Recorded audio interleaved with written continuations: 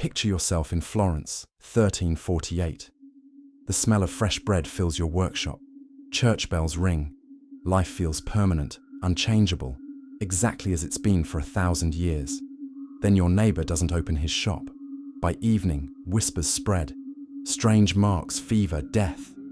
Within 3 days, his entire family is gone. Within months, half your city vanishes. But here's what nobody tells you.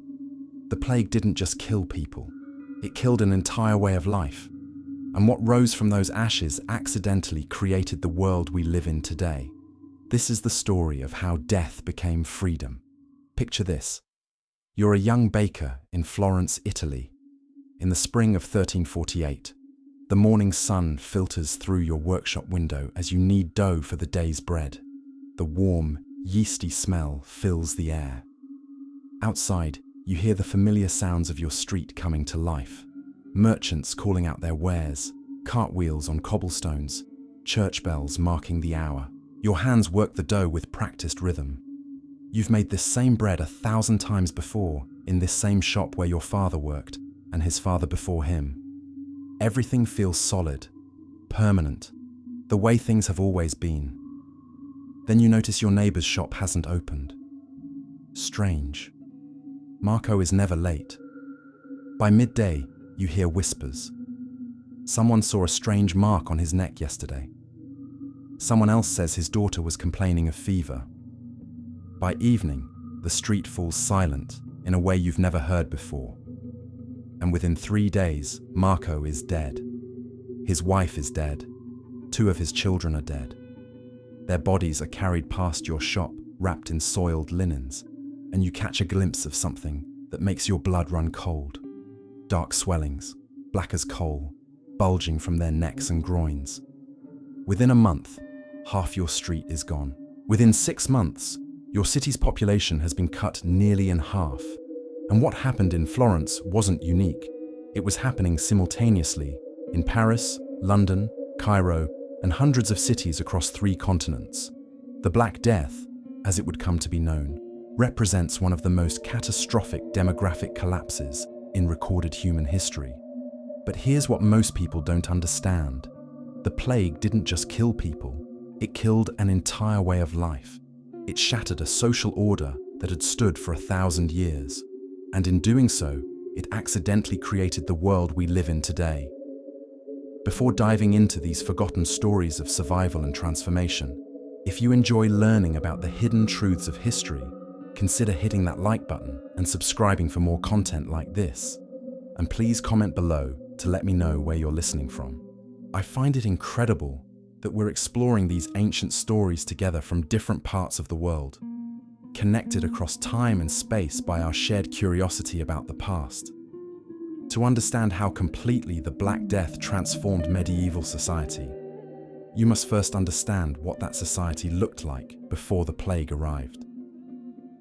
Imagine a world where your entire life, your occupation, your wealth, your legal rights, even where you could live, was determined entirely by the circumstances of your birth. This was the feudal system, and it had dominated European life for centuries. The structure was deceptively simple. At the top sat the nobility and the church, controlling vast estates of land.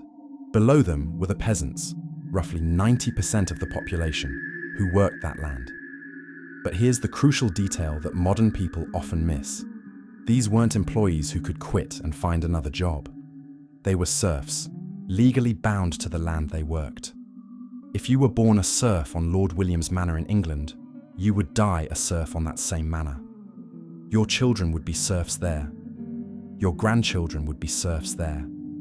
You couldn't leave without permission. You couldn't marry without permission. You owed your lord not just rent, but labor, typically 3 days a week working his fields instead of your own. Why did people accept this? Because the system had existed for so long that it seemed ordained by God himself. The church taught that society was divided into 3 estates: those who prayed, those who fought, and those who worked, and that this division was part of the divine plan. To question your place in this hierarchy wasn't just rebellious, it was heretical. It was challenging the very order of creation. The economy ran on a principle of scarcity and subsistence. Most peasants produced barely enough food to survive. There was little surplus, little trade, little social mobility. Land was the only real source of wealth, and land was finite. If you didn't inherit it, you had virtually no way to acquire it. This created a society that was remarkably static. Villages looked essentially the same in 1340 as they had in 1240. The same families worked the same fields, the same lord lived in the same manor house. The same priest said mass in the same church. Change happened, but at a glacial pace. Population density mattered enormously in this system. By 1340, Europe's population had grown to somewhere between 75 and 80 million people. This was approaching the maximum the medieval agricultural system could support. Some historians argue that Europe was already experiencing a Malthusian crisis before the plague arrived. Too many people competing for too few resources. Famines had struck repeatedly throughout the early 14th century. In 1315 and 1317, a great famine killed millions across northern Europe. Grain prices fluctuated wildly. Marginal lands, poor soil on hillsides and in forests, were being cultivated out of desperation. For the common worker, this meant one crucial thing: labor was cheap, desperately cheap. If you were a lord with 100 serfs and one died, there were a dozen desperate landless peasants ready to take their place. This gave lords enormous power to set terms. Wages were low, rents were high. And because workers had no leverage, they had no choice but to accept these conditions. Then came the autumn of 1347. A Genoese trading ship arrived in the Sicilian port of Messina, carrying something far more valuable than silk or spices.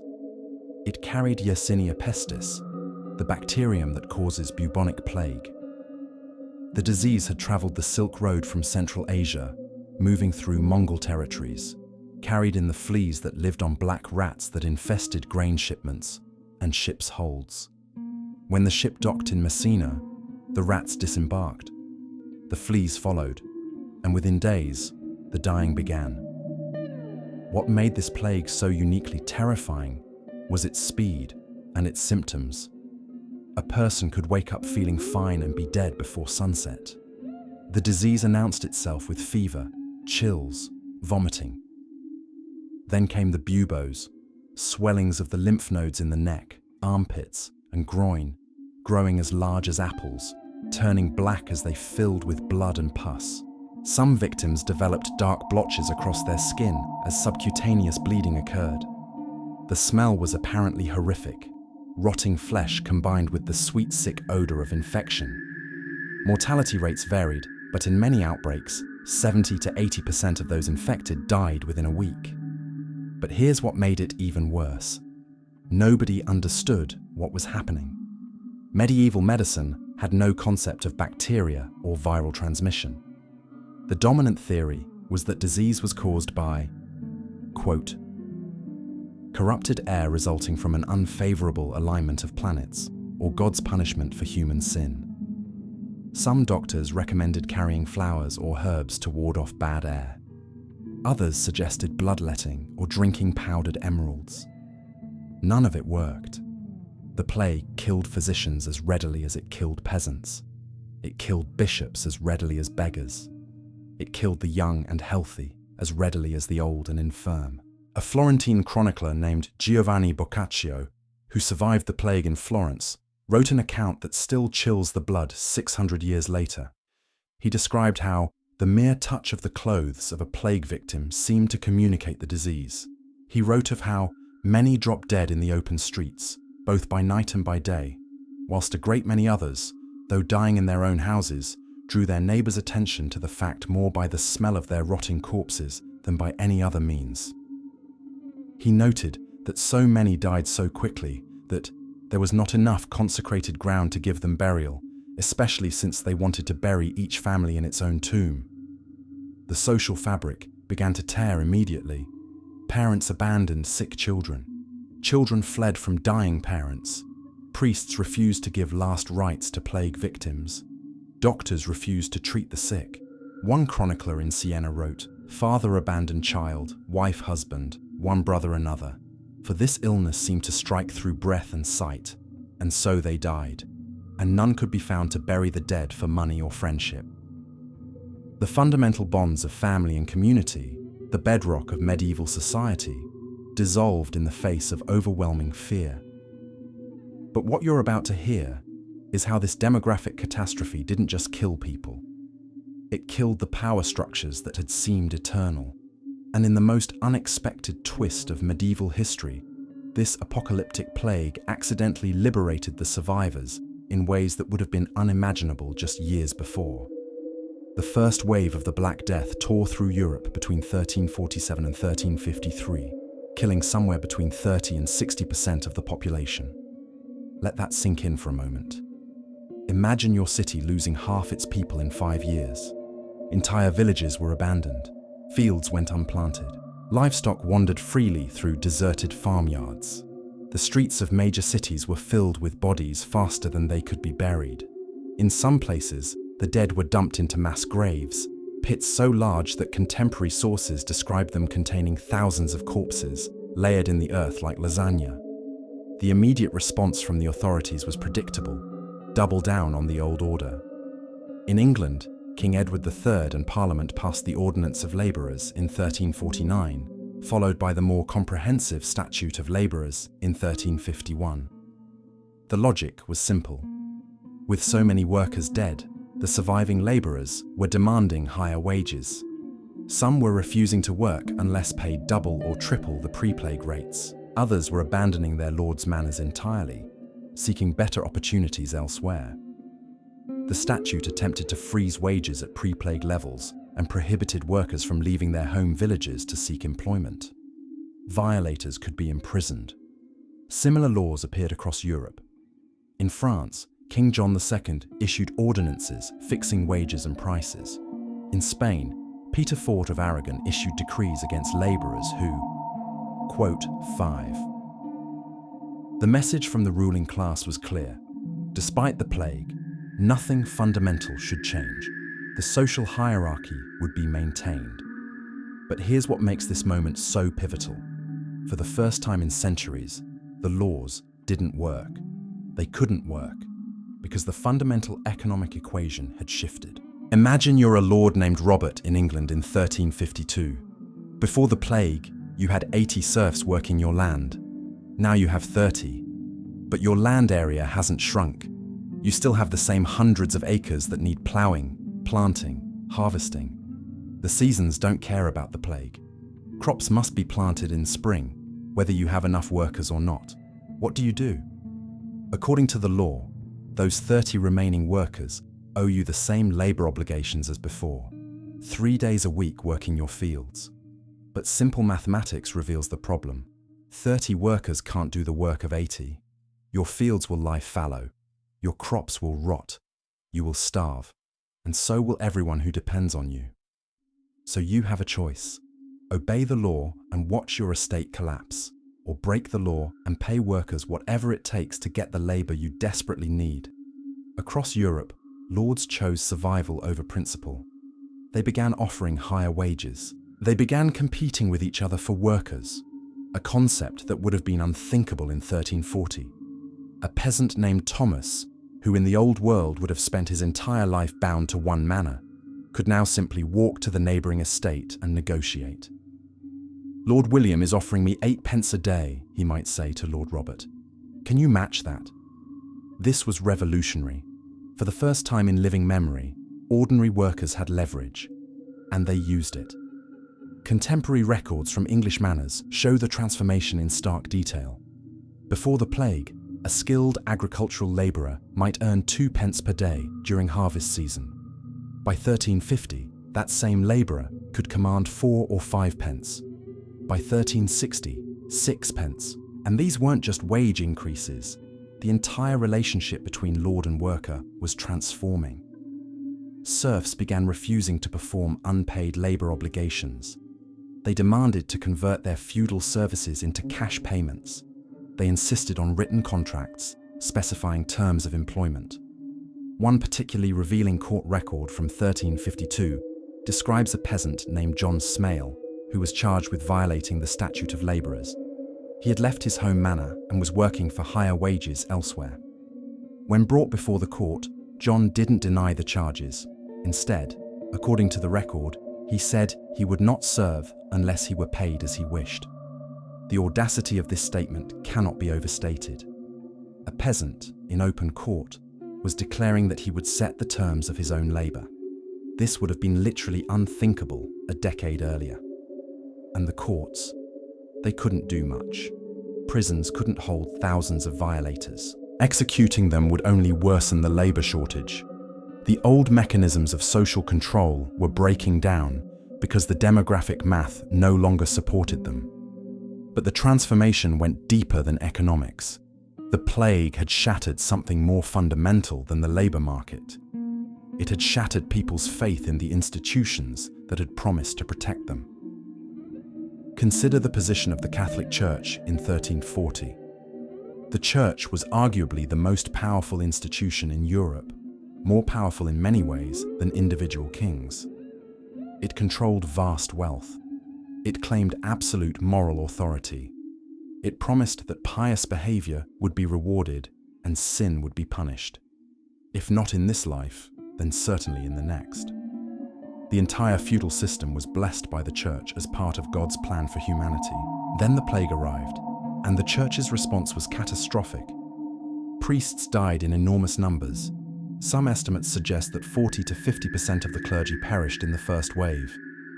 This makes demographic sense. Priests had close contact with the sick and dying, hearing confessions and administering last rites. But the impact on public perception was devastating. If God's chosen servants couldn't survive the plague, what did that say about the Church's special relationship with the divine?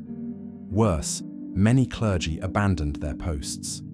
A chronicler in Germany wrote bitterly that priests did not want to come near the sick, fearing for their lives. In some parishes, churches stood empty. The dead went unburied because no priest would perform the rites. The dying received no comfort, and people noticed. They noticed that their bishops and archbishops had fled to country estates while parish priests either died or abandoned their flocks. The Church's theological response was equally problematic. Official church teaching held that the plague was divine punishment for humanity's sins. Fair enough. This was consistent with medieval theology. But then came the question, what specific sins? Different church authorities gave different answers. Some blamed sexual immorality, others blamed greed. Some pointed to the presence of Jews in Christian lands. Still others suggested it was punishment for heresy. This incoherence was deeply unsettling to believers. If the Church couldn't even explain why God was punishing humanity, how could it claim to understand God's will? And more troubling, if the plague was punishment for sin, why did it kill the pious as readily as the wicked? Why did it spare some notorious sinners while devastating devout monasteries? A movement called the Flagellants emerged in response to this theological crisis. These were groups of men who traveled from town to town, publicly whipping themselves in penance, believing that human suffering might appease God's wrath and end the plague. At their peak in 1349, flagellant processions could number in the thousands. They would enter a town, stripped to the waist, and beat themselves with leather scourges embedded with metal spikes until their backs were bloody and torn. Crowds would gather to watch, joining in prayers and hymns. The movement was popular precisely because it offered what the Church could not, a clear explanation and a clear solution. The Flagellants believed that the plague was punishment for sin and that public penance could end it. Simple, direct, empowering. For a few months, it seemed like the Flagellants might replace the traditional church as the primary religious authority in some regions. But then an awkward fact emerged. The plague kept killing people regardless of how much anyone whipped themselves. The flagellant movement eventually collapsed, but not before Pope Clement VI condemned them as heretical.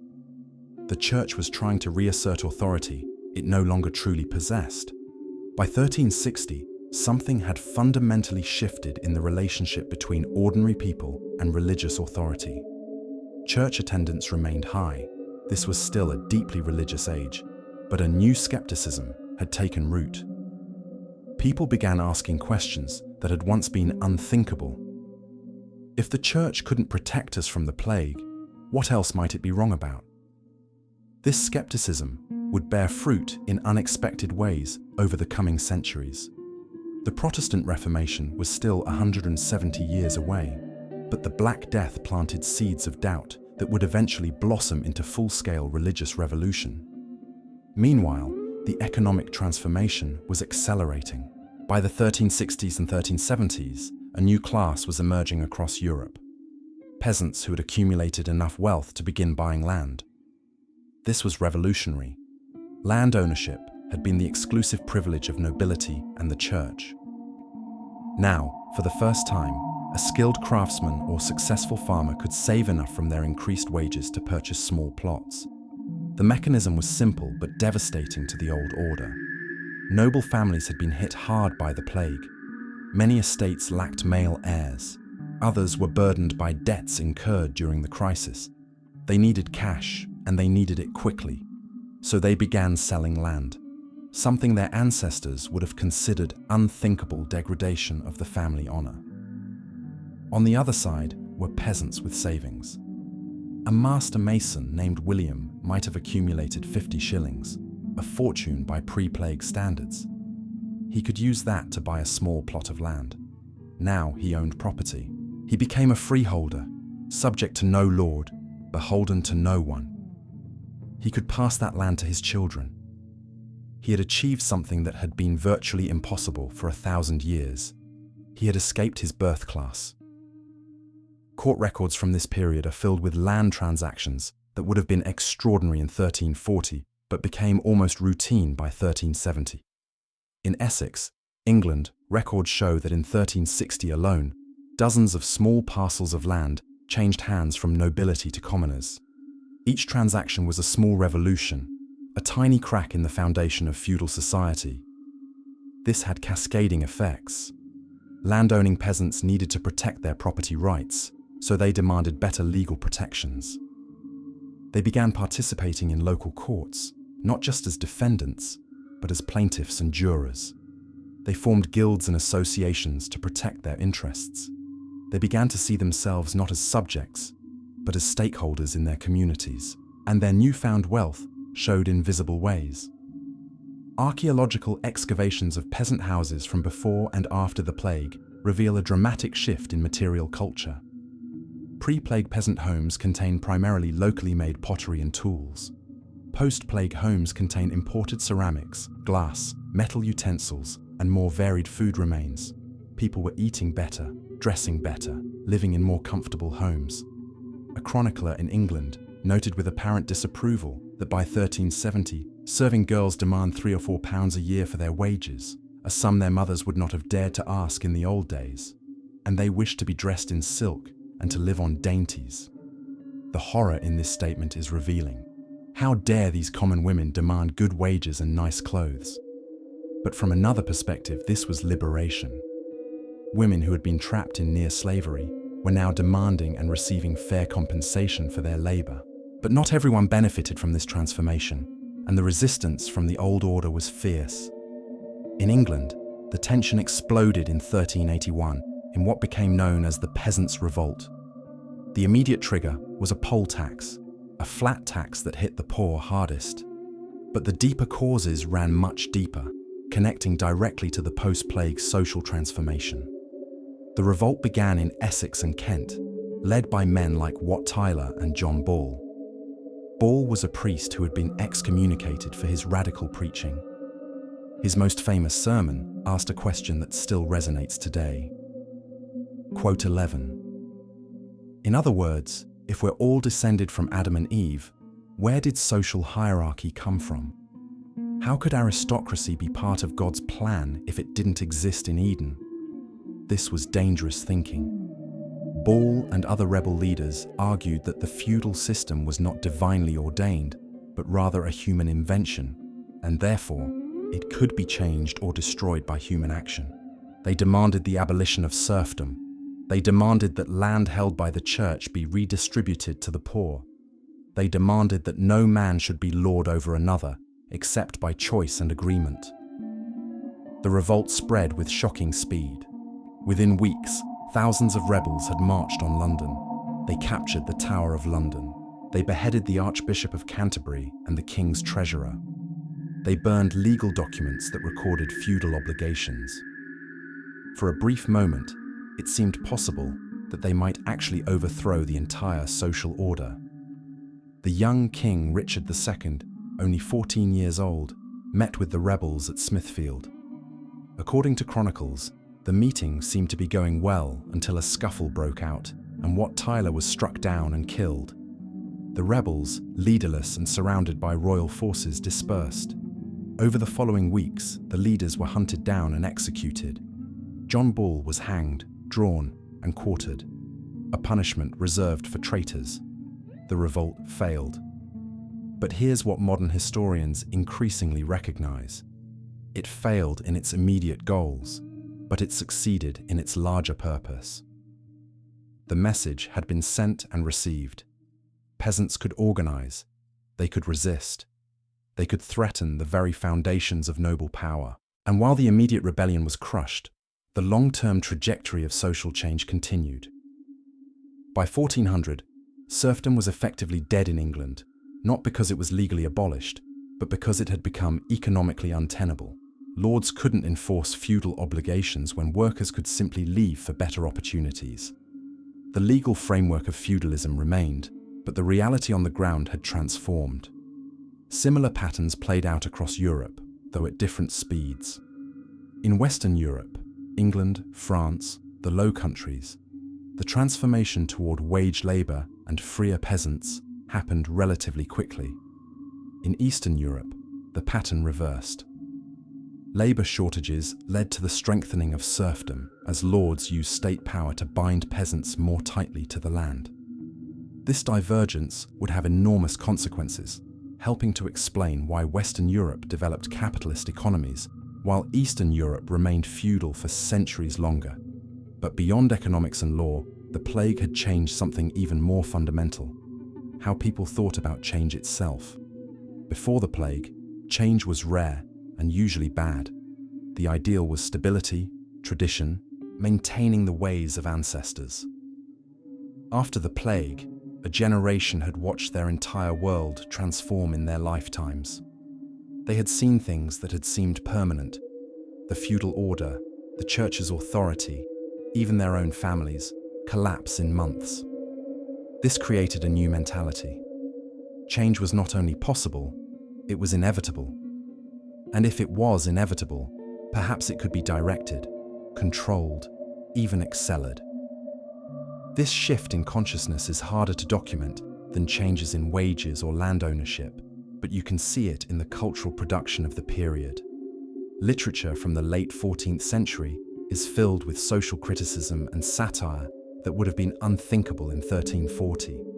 Geoffrey Chaucer's Canterbury Tales, written in the 1390s, features characters from all social classes traveling together, conversing as equals, exposing each other's hypocrisies. The very structure of the work, presenting a knight, a peasant, a merchant, and a priest as equally valid narrators, would have been radical in the pre-plague world. In art, you begin to see realistic portrayals of death and suffering that don't exist in earlier medieval art. The quote 12 or quote 13 scene becomes a popular motif: skeletal figures of death leading everyone from popes to peasants in a dance to the grave. The message was egalitarian and subversive. Death comes for all, regardless of rank or wealth. In death, the hierarchy that structures life becomes meaningless. Architecture changed.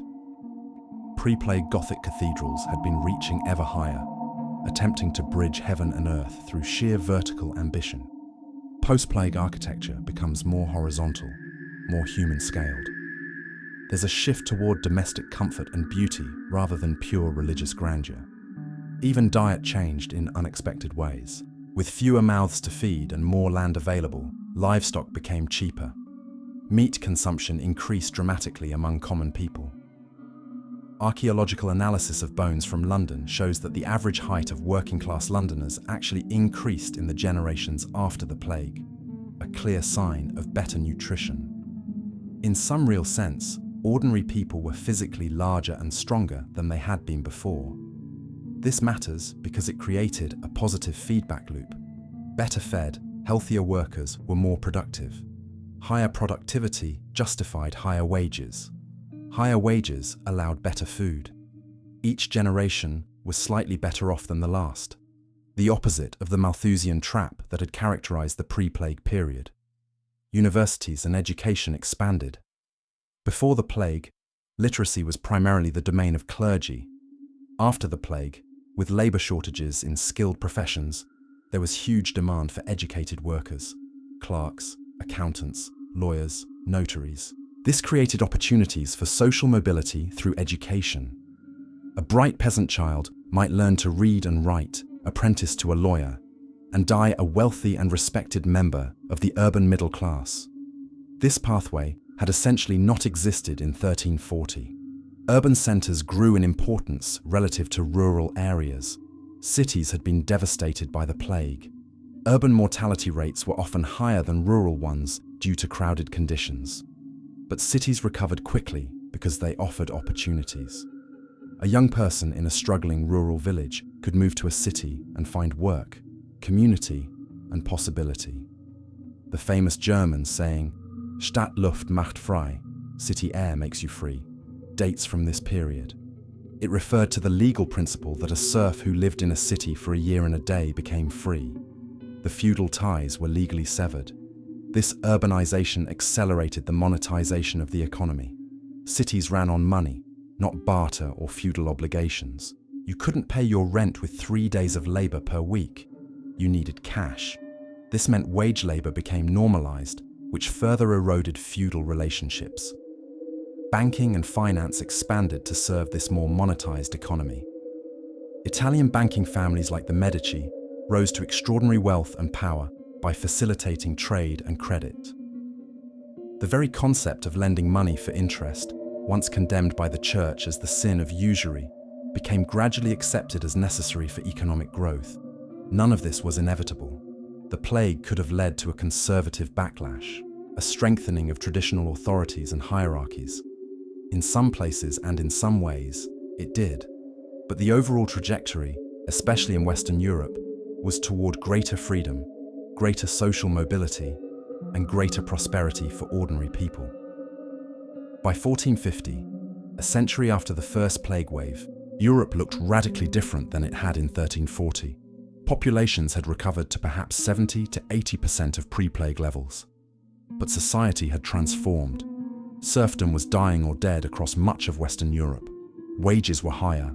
Ordinary people owned more property, ate better food, lived in better houses. Cities were larger and more important. Trade networks had expanded. Banking and finance had become central to economic life. And perhaps most importantly, the mental universe had shifted. The idea that your birth determined your entire life had weakened. The idea that social hierarchy was divinely ordained had been called into question. The church's claim to absolute authority had been challenged. People had learned that massive systemic change was possible, that the world could be completely different in one generation than it had been in the previous.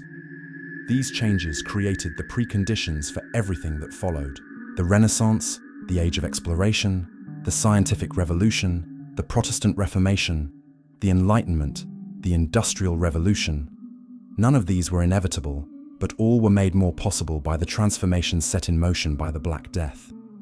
The plague returned in waves over the following centuries.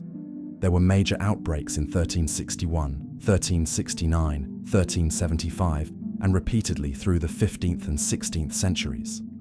But no subsequent outbreak had the same transformative impact as the first wave, because the first wave caught a society that was completely unprepared, socially, economically, psychologically.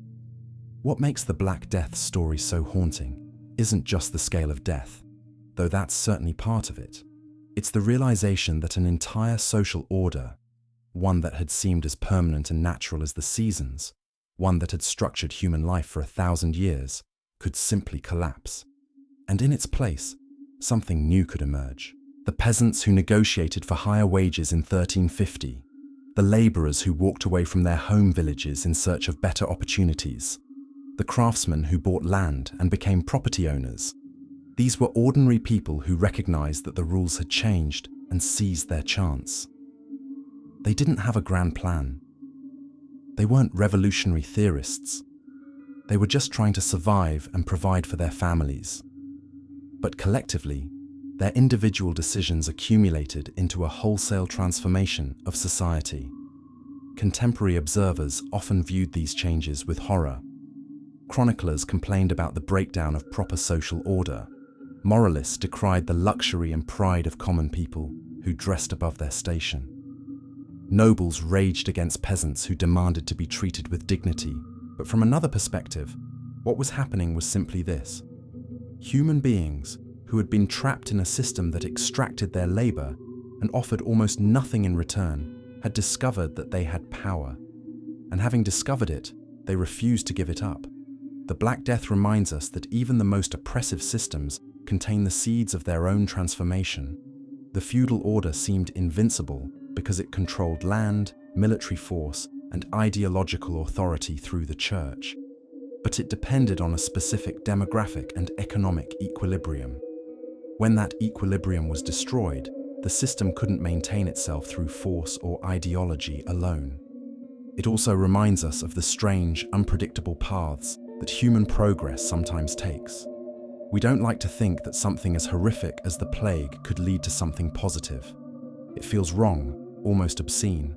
The millions who died gasping for breath, their bodies covered in black buboes, surrounded by the stench of death. They didn't die so that their grandchildren could have higher wages. Their suffering wasn't purposeful. It wasn't redemptive. It was random, brutal, and meaningless. And yet, the survivors built something new from the ruins. They took their grief and fear and trauma and somehow channeled it into creating a more humane, more free, more prosperous society. Not because the plague made them better people, it probably made them harder, more selfish, more willing to abandon community bonds. But because the plague changed the circumstances, and people adapted to those new circumstances in ways that accidentally benefited common humanity. Perhaps most tragically, we know almost nothing about who most of the victims were before they became statistics.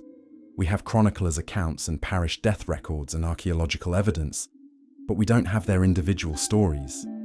We don't know what dreams died with them, what potential geniuses were lost, what loves ended, what children grew up without parents. Behind every historical narrative of demographic transformation and economic restructuring, there are individual human stories of incomprehensible loss. A mother who buried her children, a child who watched his parents die, a young woman who lost her entire family in a week, a priest who administered last rites to dozens, then hundreds, until he too fell ill.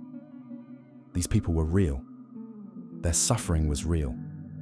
And they deserve to be remembered not just as victims of a pandemic, but as human beings who lived in a specific time and place, who loved and feared and hoped just as we do. The Black Death story reminds us that history's pivotal moments often come through catastrophe.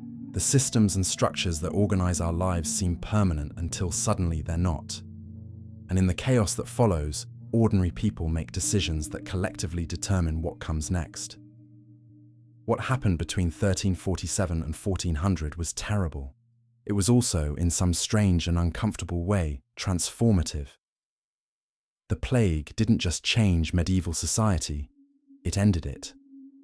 And from that ending came the beginning of the modern world, with all its freedoms and all its problems, its opportunities and its inequalities, its progress and its costs. The peasants who demanded higher wages, the serfs who walked away from their manors, the craftsmen who bought land, the women who insisted on being paid fairly, they didn't know they were making history. They were just trying to survive with dignity in a world that had gone mad. But their collective refusal to return to the old ways of suffering and submission changed the trajectory of human civilization. Even across the vast gulf of 6.5 centuries, their courage in claiming their worth as human beings echoes into our present. The Black Death killed between 75 and 200 million people across 3 continents. It was one of the darkest chapters in human history, an apocalypse that destroyed families, shattered communities, and left landscapes littered with mass graves. No amount of historical analysis can diminish that horror or make it somehow acceptable. Yet history moves in strange and uncomfortable ways. The same catastrophe that brought unimaginable suffering also accidentally dismantled a system of oppression that had trapped millions in hereditary servitude for centuries. The plague didn't make people better or nobler. It simply changed the mathematics of power. And in that changed equation, ordinary people discovered they had leverage for the first time in living memory. What strikes me most about this story is how the survivors responded. They could have retreated into fear and conservatism, desperately trying to rebuild the old order. Some did, but many others looked at the ruins of their world and asked, why should we rebuild it exactly as it was? Why should we accept that our birth determines our entire lives? Why should we work for poverty wages when our labor is desperately needed? These weren't philosophers or revolutionaries. They were bakers and farmers and masons and serving women. But they made a collective decision that changed everything. They refused to go back to the way things were. That refusal, repeated in thousands of individual negotiations, land purchases, and decisions to leave home in search of better opportunities, accumulated into a transformation that no king or pope could reverse. The medieval world believed that social hierarchy was ordained by God, that change was suspect, that the proper human posture was acceptance of one's station. The post-plague world learned that systems could collapse, that change was inevitable, and that perhaps, just perhaps, ordinary people deserved dignity and fair compensation for their labor. This matters because we still live in the world the plague survivors created. The idea that workers have rights, that social mobility is possible, that birth shouldn't determine destiny, that systems can and should change when they no longer serve human needs. These concepts trace their lineage back to those chaotic decades after 1347. History doesn't progress in straight lines. Sometimes it takes catastrophe to break open spaces where new possibilities can emerge. The Black Death didn't need to happen for humanity to eventually develop more just and free societies. But it did happen, and the survivors built something new from the wreckage. Their courage in claiming their worth as human beings, their refusal to accept that suffering and servitude were their natural inheritance, echoes across the centuries into our present moment. We remember the dead not as statistics, but as individuals who lived, loved, and mattered. And we remember the survivors not just as lucky, but as people who made choices that shaped the future. In the face of overwhelming loss, they somehow found the strength to imagine and build a better world. If you found this deep dive into the hidden transformations of history fascinating, please hit that subscribe button and turn on notifications so you don't miss future episodes. Drop a comment below with your thoughts. Did the Black Death's aftermath surprise you? What other historical turning points would you like us to explore? And if you enjoyed this video, sharing it helps more people discover these forgotten stories that shaped our world. Thanks for watching, and I'll see you in the next one.